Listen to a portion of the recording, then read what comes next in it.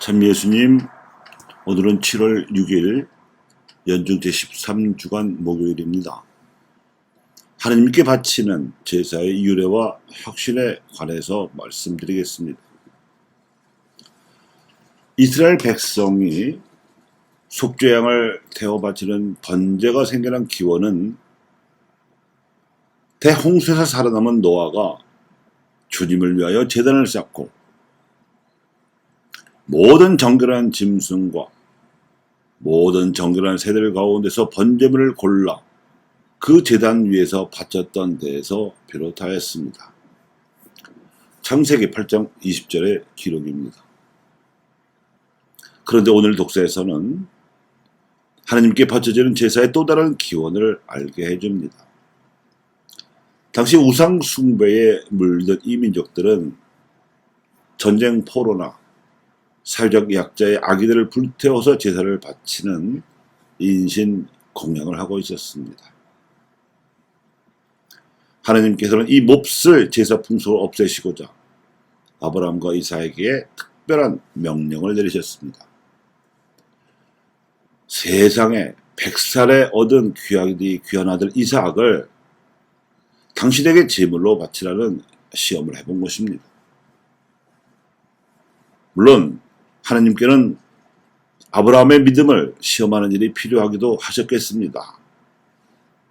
인류 역사상 처음으로 당신의 백성의 시조를 고르는 일이었기 때문입니다.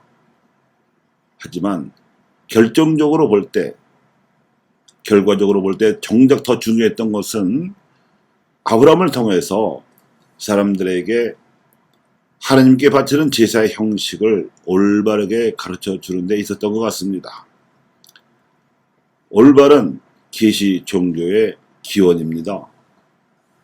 그래서 아브라함이 하나님의 명령에 순명하는 마음으로 아들 이삭을 묶고 칼로 찌르려던 바로 그 순간에 하나님께서는 천사를 시켜 말리시고는 근처에 있던 양 한 마리를 잡아서 바치도록 명하셨습니다. 즉 짐승을 불에 태워 바치는 제사, 곧 번제의 기원이 하나님께 감사를 드리려던 동기에서 비롯되었지만 인신 공양을 근절시키려던 동기가 더 컸었고 이것이 하나의 발전이라고 할 수 있습니다. 그런데 그렇게 해서 1000년 이상 2000년 가까이 내려오던 번제의 제사 풍속을 예수님께서는 더욱 근본적으로 혁신시키셨습니다.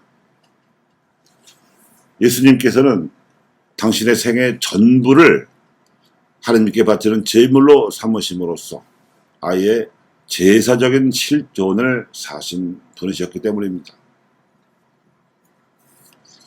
그래서 예수님께서 공생활의 제사적 실존을 통째로 마무리하는 의미로 십자가 위에서 바치신 제사를 기억하여 계승하는 미사는 그냥 제사가 아니라 미사 성제라고 부릅니다. 거룩한 제사라는 것이지요.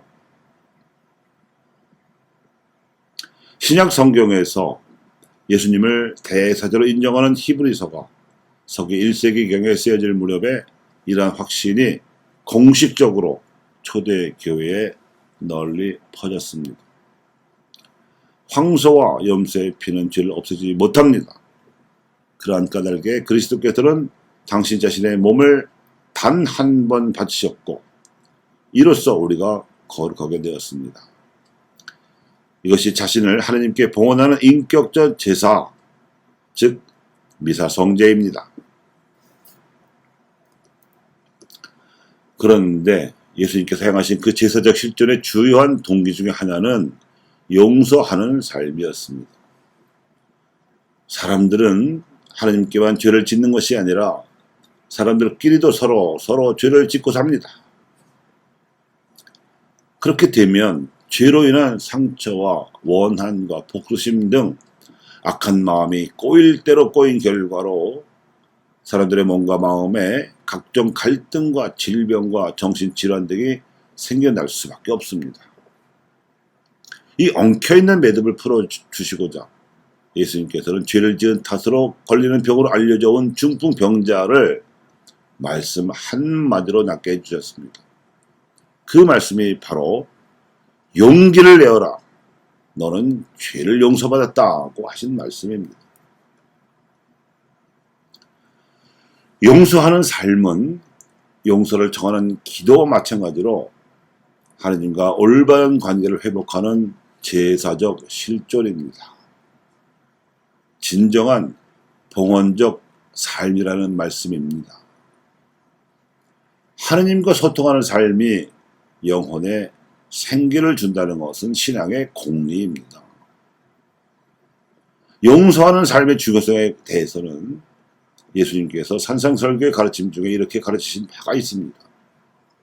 네가 제단에 예물을 바치려고 하다가 거기에서 형제가 너에게 원망을 품고 있는 것이 생각나거든 예물을 거기 제단 앞에 놓아두고 물러가 먼저 그 형제와 화해하여라.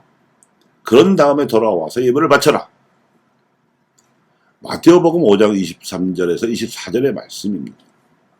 그러니까 용서와 화해는 하나님께 바쳐드리는 제사의 내용을 거룩하게 승화시킬 수 있는 행동이라는 뜻입니다. 이것이 오늘 독서와 복음 말씀이 우리에게 던져주는 메시지입니다. 이와 관련하여 덧붙일 것이 있습니다. 아시다시피 우리 한국 천주교회가 이 땅에 들어온 초창기에 부딪혔던 시련이 이 제사와 관련되어 있습니다. 1790년경 북경 구베아 주교가 전해준 교황청의 조상제사 금지령이 100년 박해의 빌미로 작용했었기 때문입니다. 당시 조선에서 행해지던 조상제사에는 두 가지 성격이 내포되어 있었습니다. 하나는 하느님 대신에 조상신에게 제사를 바치는 것이요. 다른 하나는 그럼에도 불구하고 양반들은 조상신을 모신다기보다는 조상을 공경하고자 했던 윤리적 동기에서 조상제사를 모셔왔다는 점입니다. 교황청에서는 전제를 문제 삼아 금지령을 내린 것이었고 초창기 양반 선지자들은 후자에 의해서 보이론적 입장으로 조상제사를 문제 삼지 않았습니다.